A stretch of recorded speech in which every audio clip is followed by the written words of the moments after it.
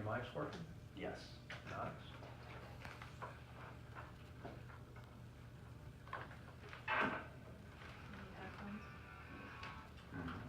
There we go. February 6th on a Wednesday. It's 9:06.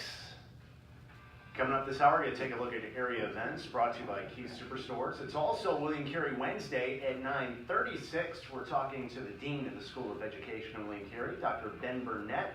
And they've got a couple things coming up in relation to some bills that are coming up in legislation for education. It's a topic we talk about with him every single show. In fact, really we need to do an entire hour one of these days with him because there's so much happening statewide in regards to that. So that's coming up 9:36, but let's just jump right into it.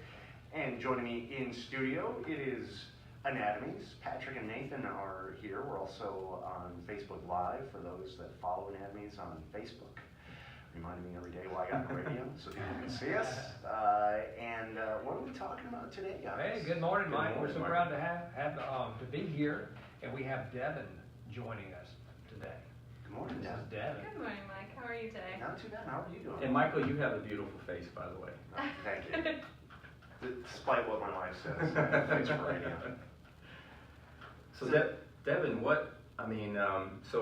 Pat and I were talking earlier, would you just tell us about your story, your journey, and what brought you to Anatomies? So my journey at Anatomies started out when my Dr. Bailey suggested that I should do a weight loss program and sent me to Anatomies in their weight loss center. And when I got there, I got connected first by Katie, and then my journey started off with Wendy Leva.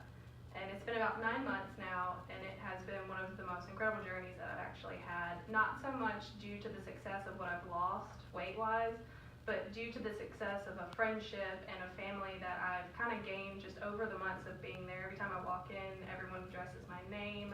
Me and Wendy will talk in our office for several minutes about however the week went, why I might not have lost the weight or why I lost a little bit more of the weight. And she's always there to reach me no matter what, and I think that's what brought me the most and has made my journey the most exciting, is just because of her and because of the family group that's within Anatomies as well. It makes it easier to show up, doesn't it? Yeah, you have it something does. to look forward to outside of the exercise, because that's one of the things a lot of people comment about, why they fall off their regime, is they feel it becomes a chore, or it's too much of a hassle. But when you have a support group and that accountability, it makes all the difference. Oh yeah, the support group and accountability helps. I would see her at least weekly, and if I didn't show up one week, the next week we would sit and talk about for hours about why I didn't come or why I was busy, and she's always excited and be like, when are you going to come back? When are you going to come back? So it does have that accountability and gives you a little bit more than just going and working out or going and sweating and then crawling back in your car and then driving somewhere else for the rest of your busy day. It gives you a good 15 to 20 minute breakdown that you can just kind of talk and do talk therapy, just like most people do exercise therapy. It's a lifestyle change, isn't it? It is. It's become a part of your life. Oh, it has. It has always been a part of my life, and this one, it makes it a little bit easier to kind of deal with it and make it more of a part of my life as opposed to, like you said, just a chore. Had you done any exercise at any other places in the past? Yeah, I've been in exercise ever since I was little. I've been off and on diet since I was 10 years old, and when I started exercising, I was in high school, I was in track, I was on softball, I was on the swim meet, I played football, we did everything. And then growing up, I grew up on a farm, so it was a lot of manual labor.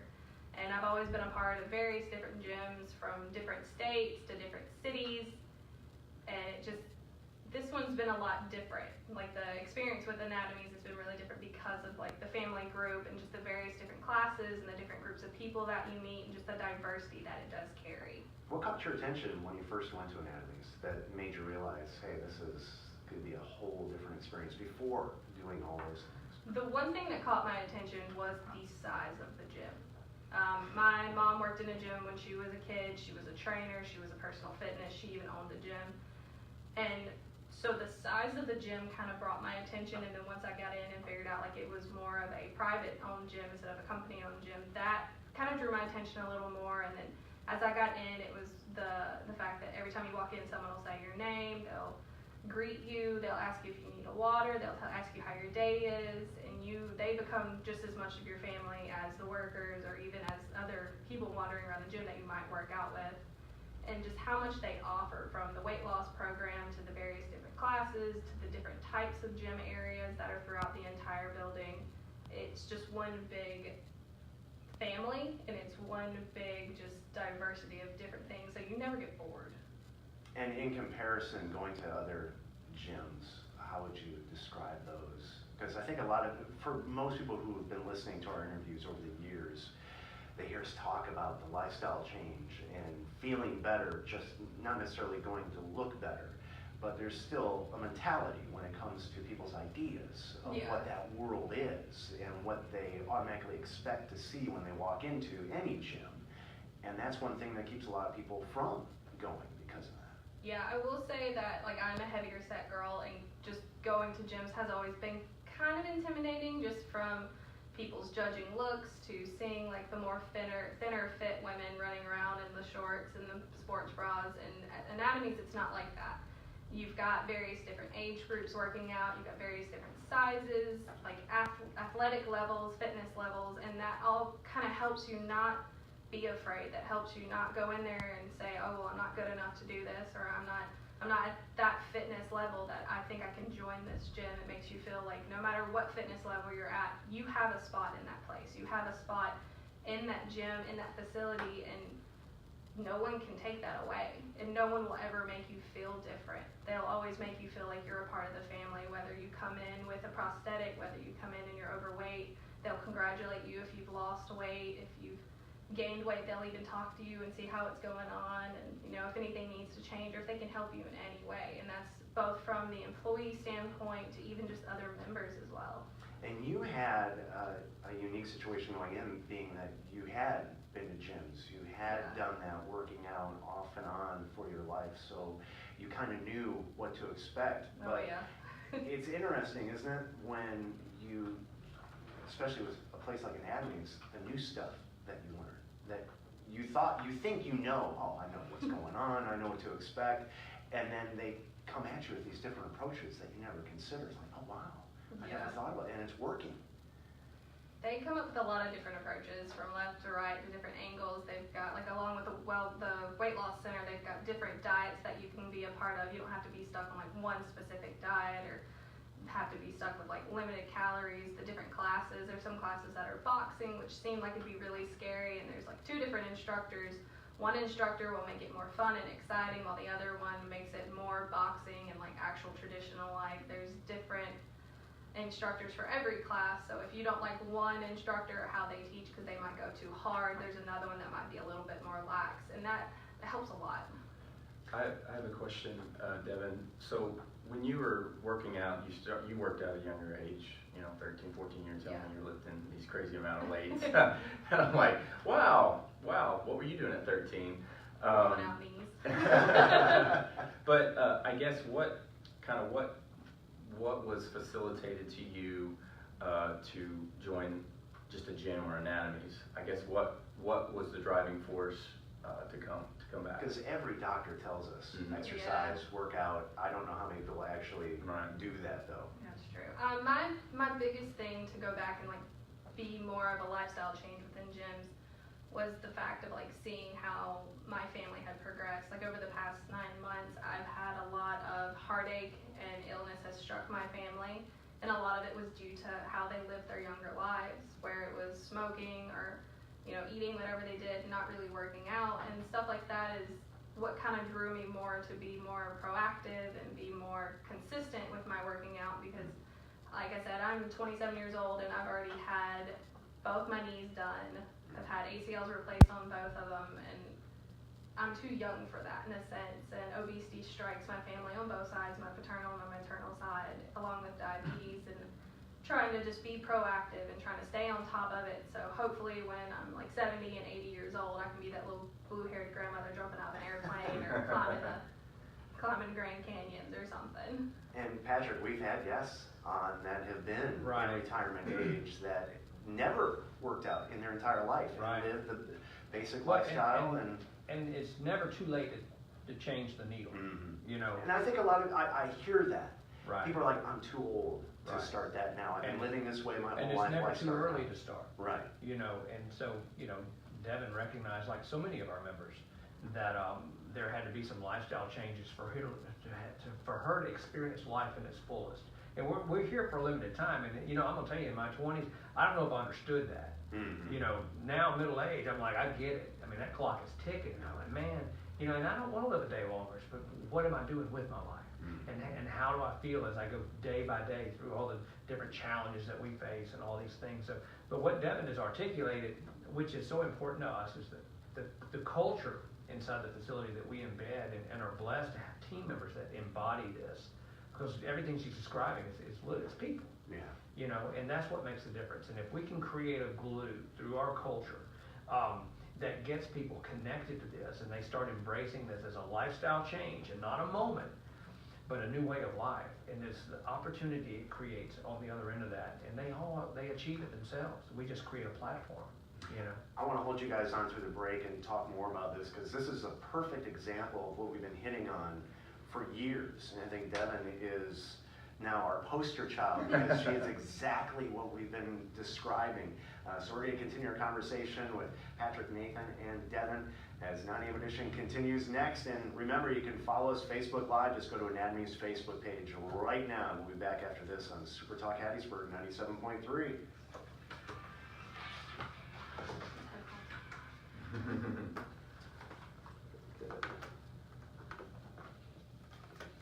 How you workouts, Mike? Actually, really good chasing after Piper. I just can't keep up with her. Still not getting any sleep at night? Yeah, actually, that's the one thing we are getting. For Oh, the that's most part.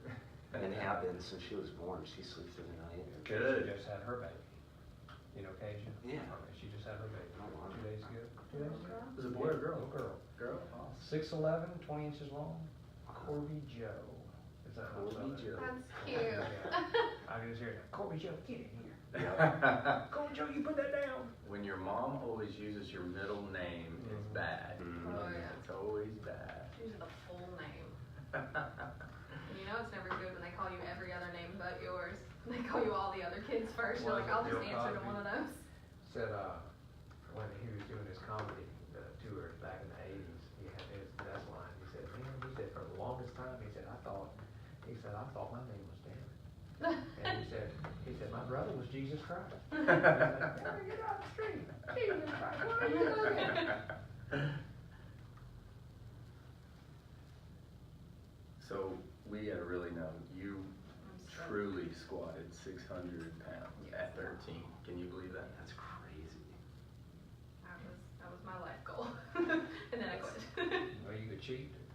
Yeah, let's do it. That's a lot of weight. That's a lot. I mean, 13 years old. I mean, half of us I are remember that, like, still grown. I'm little. Mhm. So like I wasn't gonna get any taller. I was done. My mom's 6'4", my dad's 5'7". I did not get the tall straw. 6'4". Yes. Wow, She is she's a up there. lanky thing. She's up there, and then there's me, who is tiny. Anything else you want to touch on with that? No, we'll just talk about the, I guess just the continued support of keeping somebody engaged. I think that'd be valuable, you know.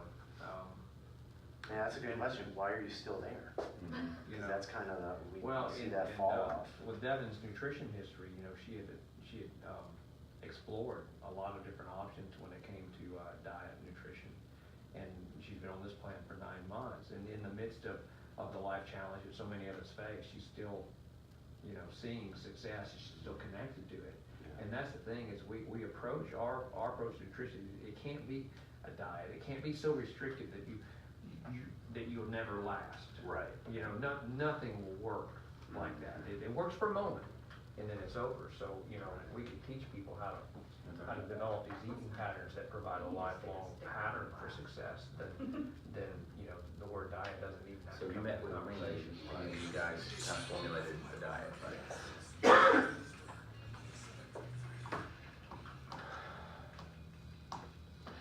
9:20, February 6th on a Wednesday. Coming up at 9:36, it's William Carey Wednesday. the Dean of the School of Education, Dr. Ben Burnett's going to be joining me in studio. We got a lot to talk about with him. We're also going to take a look at area events brought to you by Keith's Superstores. That's just before the top of the hour. But we continue our conversation with Patrick and Nathan and Devon about Anatomies. And off air, oh, by the way, if you would like to see us, I say that begrudgingly every single time. You can go to Anatomies Facebook page, and we're Facebook living this interview. I guess there's whole new terms we have to make up just to describe that. But one thing we talked about off air, Devon, is why are you still at Anatomies? Because we hear these stories of people falling off, especially when you mention the word diet, and that you've been doing this for 9 months. And everybody I talk to that does a diet, usually on their own, they Google something. It's awful. And then you talk to them, hey, how's that diet going? I quit. It just, you know. Or they've been working out, I'm walking around the block every night, and then a few months later, I quit. Why are you still at Anatomies? Why, how successful has this been? It's been successful pretty well. So I've lost about 20 pounds within the 9 months. And I guess the reason why I'm still there is because it's different than actual diet. It does become a lifestyle change. And we don't really like to use the word diet. No. We try not to. Yeah. I mean, just the word, you are automatically put a start date and an end date to this. Right. And, you know, diets are two things. They're limited, but it's like now they're trendy. I'm paleo, I'm vegan, you know, I'm zone diet. And we've got a couple members, and like every week they come in, it's like a new thing they embrace. And that's cool. I mean, they, you know, it's good to have a platform, and all of it can be successful to a point. But long-term success is only going to be determined by what can I embrace where I don't compromise so much quality of life because, you know, I'm eating this or restricting my taste in so many ways that, okay, I'm closer to a goal, but man, it just life stinks. And that's you know, I want a cheeseburger. Yeah. So if we can teach people how to enjoy the foods they enjoy, but in moderation and in the overall context of a thoughtful and well-balanced approach to nutrition where we're looking at macros, we're looking at exercise loads and you know, just your body type, what you demand, you know, through activity and exercises, then it's a lifestyle change. And so, truth is, and somebody told us, you know, we've had this weight loss center within the facility for decades or longer, you know. And I remember as it was really up and running, we had one member very, very insightful. And he looked at us, and George and I, as we were talking to him about it, and he said, the thing about a diet is eventually everybody goes back to what they do. Yeah. And so, you know, if we can shift that, and there's a place in there where I'm achieving success, but I'm also eating better.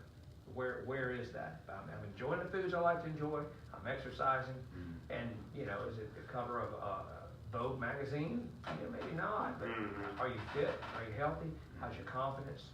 You know, is your doctor scolding you when you go in? Or high-fiving you? Yeah, and that I mentioned this on the air before. In 2016, my wife and I went to a wedding in New York, and every day while we were there, we were served steak. My wife and I love steak. The night before the wedding, we had an incredible filet mignon. Well, that started this trend for another year and a half of us weekly. Let's go get some steak. I want steak. And now my wife is hooked on filet mignon. Go to the doctor. My cholesterol is like right there. And it hit me like, well, I'm exercising because the doctor did that. Sure. Exercise, eat healthy. I'm like, I am. What's going on? And then realized, well, I'm eating a lot of red meat, a lot. Cut back, didn't give it up, but now it's more of maybe once a month, even with a cheeseburger. Not getting rid of it. Last physical, cholesterol was the lowest it has been in a decade. And you wouldn't think that would make such a big difference, but it was basically that lifestyle change. Yeah. And how tastier is that filet? It's even better. That's just it. After 6 weeks, it's like, man, I love a big steak. And you get to a point where you crave it, and it makes it all the more enjoyable. And I tell you, Michael, I think we all can experience, it's like if you go that hard crash core new diet, And what happens a lot of times with people, especially if they're just starting a new diet, everyone's starting, you have that one mess up, and then it's like, oh, I'm done, I forget it, you know. I'm going back. No, going back now. So it's just like you talk about a lifestyle change, and if you do have that cheat day, or if you do have it's moderation, you just stay, you know, it's like you stay in the course. Just stay the course. And Devon's a perfect example of that, how she's staying the course. You might have a bad day or a cheat day, but that's okay. Just don't give up, you know, just keep on the path.